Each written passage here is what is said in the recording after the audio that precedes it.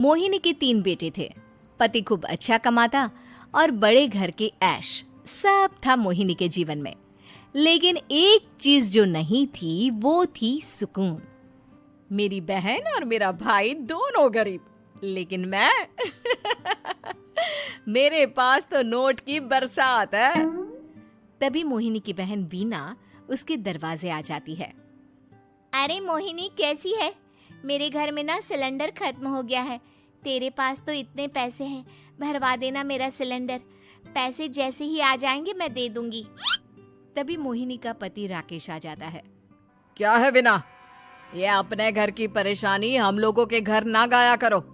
तुम्हारी बहन को तुम लोगों पर तरस आ जाता है और वो पैसे देने लग जाती है। मुझे ये बिल्कुल पसंद नहीं है। ओ जीजा जी, नहीं, मैं तो वो बस अच्छा मैं चलती हूँ। बीना वहां से चली जाती है। उसके जाने के बाद अच्छा किया जो आपने सुना दिया। अरे न जाने क्या सोचकर मेरे घर आ जाती है कि जैसे यहाँ तो भंडारा भरा है। अरे कितना तो दे दिया। अच्छा जी, जरा 1000 तो देना। वो बिन्नी दीदी है ना, उनके घर जा रही हूँ। उनका पोता हुआ है तो मुंह दिखाई दे दूंगी। हाँ, उन लोगों के आगे तो शो ऑफ किया करो। वो खुद को बड़ा अमीर शो करते हैं ना, दिखा दे कि तू भी किसी से कम नहीं है। हाँ जी, इसी के लिए तो जा रही हूँ। मोहिनी तैयार होकर अपनी बुआ की बेटी के घर जाती है, जहाँ उसके पोते का कार्यक्रम चल रहा होता है। वहाँ वीना भी आई होती है। अरे वीना, क्या जरूरत थी यहाँ आने की? तेरे घर पर गैस नहीं है तो वो भरा लेती। क्या करूं मोहिनी, बुआ को बुरा लग जाता नहीं जाती तो। वैसे मेरे पास एक जोड़ा बच्चे का कपड़ा रखा था, वही अपनी चांदी के पायल के साथ देने जा रही हूँ। घर पर गैस थी नहीं, सोचा परिवार यहीं खाना खा लेगा, बाकी सुबह का सुबह देखा जाएगा। मोहिनी को बहन पर दया आ जाती है। वो पर्स से 1000 रुपए निकाल कर दे देती है। ले वीना, लेकिन पैसे वापस कर देना, तेरे जीजाजी हिसाब लेते हैं। मोहिनी भी क्या करती, गरीबी में बहन का सहारा ही उसके जीवन जीने का आधार था। फिर एक रोज, सुनिए, भाई के घर बेटी हुई है, मुझे माँ के पास जाना होगा। अरे उस घर में ना कूलर है ना एसी, कैसे रहोगी तुम? हाँ, वही सोच रही हूँ कि अकेली जाऊं, बच्चों को साथ ना ले जाऊं। चली जाओ, लेकिन ये जो तुम अपने गरीब परिवार से मिलने चली जाती हो ना, मुझे बिल्कुल अच्छा नहीं लगता। पता नहीं मैं भी कैसे मैनेज करती हूँ, लेकिन क्या करूँ। मोहिनी भाई भाभी के घर आती है। मोहिनी, कैसे आना हुआ? तू यहाँ हम लोगों के घर रह लेगी या फिर किसी होटल में रहेगी? क्या हो गया है माँ? मोहिनी को क्यों ऐसे बोल रहे हैं आप? अरे तू नहीं जानती अपनी ननद को, पैसे वाली है ना, तो ऐड कुछ ज्यादा ही है। मोहिनी को माँ की बात का बुरा नहीं लगता है, क्योंकि उसे पता ही नहीं चलता कि माँ उसे जली कटी सुना रही है। वो भाभी की बच्ची के साथ लेन देन करती है और वहाँ से चली जाती है। उसके जाने के बाद, माँ, क्यों आप मोहिनी को इतनी सारी बातें सुनाती हो? भाई का बेटा बोल पड़ता है। माँ, क्योंकि दादी जानती है कि बुआ के अंदर घमंड है। सही बोल रहा है मोहन। बहू भले तुझे ना दिखता हो, लेकिन मुझे और मोहन को दिखता है कि वो कितनी घमंडी है। मोहिनी मायके आती है, जहाँ गरीबी के कारण चीजें कम होती हैं। इस मोहन के बच्चे को काम पर लगा दो ना, किसी दुकान या किसी होटल में। बर्तन धो लिया करेगा, कम से कम 4 पैसे और आएंगे घर में। देख मोहिनी, माना तेरे पास पैसा है, लेकिन तेरे भाई के दिन इतने भी बुरे नहीं चल रहे कि वो अपने बच्चे की पढ़ाई रुकवाकर उससे बर्तन धुलवाए। मोहन माँ की ओर देखता है, जैसे आंखों से बोल रहा हो, देख लिया बुआ का हाल। हाँ मोहिनी, बात तो सही है, लेकिन अभी मोहन को पढ़ना है। आखिर तुम भी तो अपने दोनों बेटों को पढ़ा रही हो ना। मेरे बेटों से कैसे कंपेयर कर सकती हैं आप? अरे वो तो कलेक्टर बनेंगे।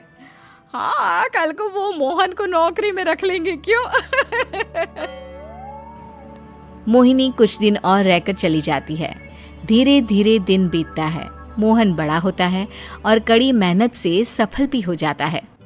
मोहिनी, माँ के जाने के बाद तो तुमने भाई भाभी के घर जाना छोड़ ही दिया, क्यों? वो क्या है ना, उन लोगों का घर छोटा है, मेरे बच्चे जाना ही नहीं चाहते। पर तुझे क्यों अचानक मायके की बात याद आ गई? यार मेरा तो मायका है, भाई भाभी है, मेरा तो आना जाना लगा ही रहता है। हाँ, क्योंकि तुझे आदत है ना ऐसे छोटे से घर में और कम पैसे में रहने की। वैसे क्या खबर है आजकल मायके की अपने? अब वो घर छोटा और कम पैसे का नहीं रहा, क्योंकि मोहन तो बहुत बड़ा आदमी बन गया है। फिर क्या? मोहिनी भाभी को फोन करती है। मोहन किसी बड़ी कंपनी का मैनेजर हो गया है क्या भाभी? क्या ये सच है? हाँ मोहिनी दीदी, अब तो हम लोगों के गरीबी के दिन कट गए। आपके भाई ने कोई अच्छे कर्म किए होंगे जो हम लोगों का बेटा इतना अच्छा कमा रहा है। देख लो भाभी, पहले भी आपने कई गलतियां की थी, आप थोड़ा संभल कर चलना। भाभी को मोहिनी की बात समझ में नहीं आती कि वो क्या कहना चाहती है। फिर एक दिन वीना मोहिनी से कहती है, मोहिनी, हमारा भतीजा मोहन अच्छा कमा रहा है, क्यों ना मैं अपने बेटे की नौकरी के लिए उससे बात करूं? अरे बुआ का बेटा है, ये सोचकर मदद तो करेगा ना? हाँ हाँ, क्यों नहीं करेगा, उसके बुरे दिन में तो हम भी खड़े थे। मोहन को वीना फोन करती है और अपने बेटे की मदद करने की बात करती है।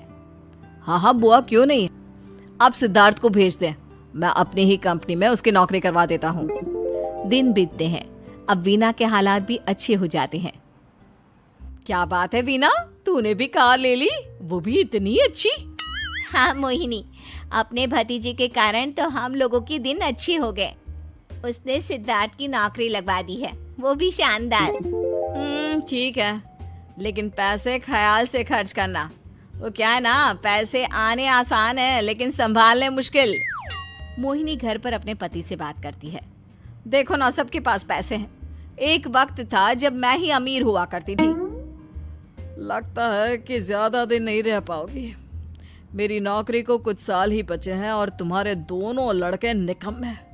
उन लोगों को बोलो ना कि नौकरी करे। तभी वहाँ मोहिनी के बेटे भी आ जाते हैं। अरे हमें क्या मोहन समझा है जो दिन रात गधे की तरह काम करते रहे? खैर, दिन फिरते हैं और मोहिनी के पति की नौकरी भी खत्म हो जाती है। मोहिनी क्या करे, थोड़े से पैसे में गुजारा नहीं हो रहा है, तो क्या करे, मेरी समझ में कुछ नहीं आ रहा। मोहन को बोलो ना कि वो इन दोनों के लिए नौकरी देखे, जैसे सिद्धार्थ के लिए नौकरी देखी है। मोहिनी क्या कहती, उसे अपने वो दिन याद आ जाते हैं जब उसने भाभी से मोहन को नौकर बनने की सलाह दी थी। क्या हो गया, क्या सोच रही हो मोहिनी? यही कि वक्त कभी भी किसी का भी पलट सकता है, ऊपर वाले से डर कर रहना चाहिए।